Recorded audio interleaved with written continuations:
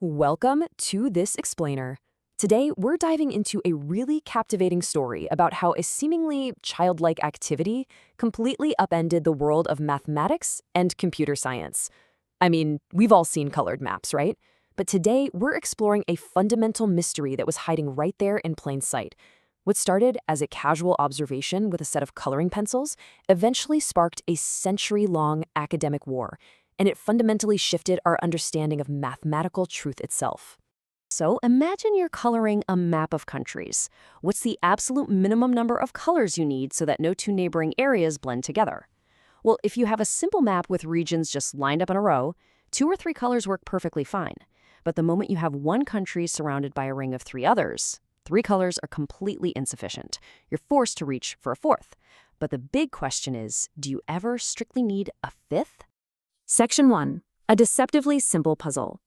This question brings us to a concept that seems incredibly simple on the surface, yet it stumped some of the world's absolute brightest geniuses for over a century. It's known as the four-color theorem. It was first proposed way back in 1852 by Francis Guthrie.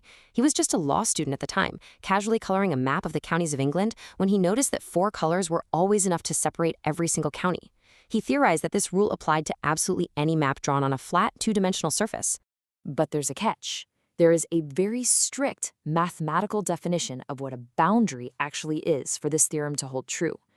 Regions sharing a full line segment, an actual shared border, absolutely need different colors. But regions that only meet at a single point, like a corner, they don't count as true mathematical neighbors here. Think of the United States map, where Utah, Colorado, New Mexico, and Arizona all meet at a single intersection. Because Utah and Arizona only touch at that single diagonal point, they can actually share the exact same color. Section 2. From geography to graphs. While Guthrie's map of England was the spark, dealing with squiggly geographical borders is an absolute nightmare for a mathematician. To prove this theorem universally, mathematicians had to translate messy geographical maps into clean, abstract math. Step 1. Every geographic region transforms into a single dot, known as a vertex. Step 2. If 2 regions share a physical border, you draw a mathematical line, an edge, between their vertices. Suddenly, the map totally disappears. Step 3 reveals that this coloring puzzle has actually become a massive problem of graph theory.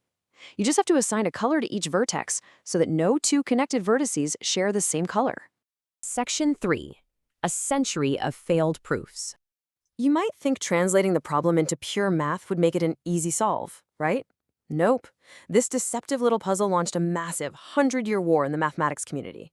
After Guthrie proposed it in 1852, mathematicians went straight to work. In 1879, British mathematician Alfred Kemp submitted a proof using mathematical color chains. The world cheered, problem solved. Or so they thought.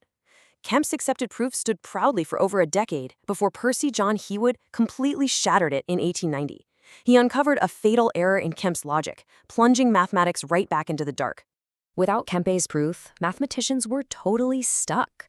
The best Heawood could definitively prove was that any map could be colored with at most 5 colors. Getting to that 5-color theorem was relatively simple, but that elusive 4-color barrier, it seemed completely impenetrable.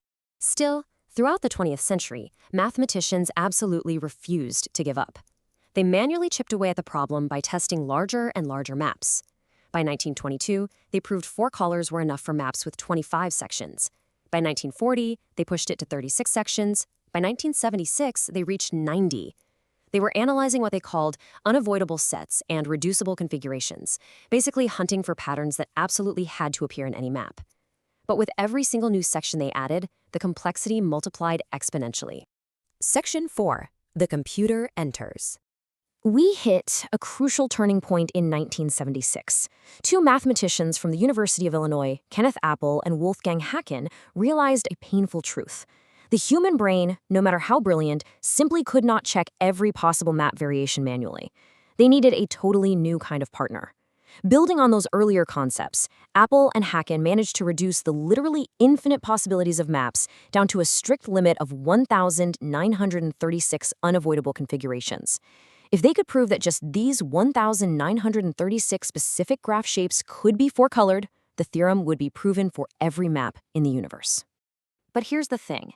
Checking even 1,936 configurations manually with all their hundreds of thousands of variations is insanely tedious. So they utilized a supercomputer for over 1,200 hours of grueling computational time. The machine methodically crunched through every single case, never getting tired and never making a human transcription error. And finally, the computer confirmed it. 4 colors are always enough. Now, while successful, this historic milestone sparked massive controversy. Imagine being a traditional mathematician at the time. A proof is supposed to be something you can follow logically, step by step, on a chalkboard. Because the computer's work was largely invisible, many mathematicians flat out refused to accept its validity. They argued that running code wasn't mathematical reasoning at all. It was just blind fact-checking that was completely open to programmer error. Over the next few decades, the goal became simplifying this monster of a proof to make it more elegant and less reliant on sheer brute force checking. The proof was significantly refined in 1997 by a team of mathematicians, Robertson, Sanders, Seymour, and Thomas. They ingeniously brought those basic 1,936 configurations down to just 633, using a much more streamlined set of 32 discharging rules. But the final nail in the coffin for the skeptics didn't come until 2004. That's when Georges Gonthier used a formal logic program called Coq. Now, this wasn't just a program crunching numbers. It was designed specifically to trace, analyze, and mathematically validate every single step of the proving process itself. It definitively put all those lingering doubts about computer error to rest once and for all. Section 5. A colorful mathematical legacy. The 4-color theorem proved to be the ultimate bridge between the theoretical world of combinatorial math and the emerging, highly pragmatic world of computer science. It proved that computers weren't just glorified calculators anymore.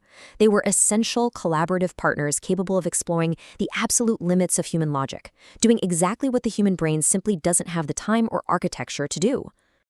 It's genuinely surprising how a simple, childlike question about coloring maps led to such a deep, complex problem involving graph theory, intense computation, and the very nature of mathematical proof. It forces us to ask some pretty deep philosophical questions about the nature of knowledge itself. I'll leave you to ponder this as we wrap up this explainer. As our technology continues to outpace our own cognitive limits, what other fundamental truths of the universe are just waiting out there, waiting for a machine to finally discover them for us?